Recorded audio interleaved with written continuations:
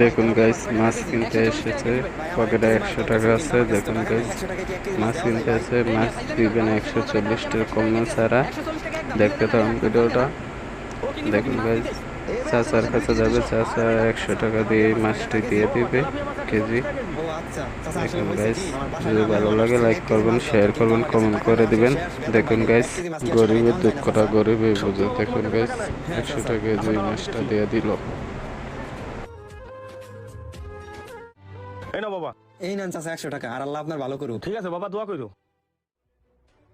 ও রাজ, তুই এই জায়গায় তোর লাগে কথা আছে। ওই হালার বুড়া কি করছে? কি করছে? আমগো পুরা বাজারে কো আছে যে তেলাপিয়া মাছ 140 টাকা করে বিক্রি করবো।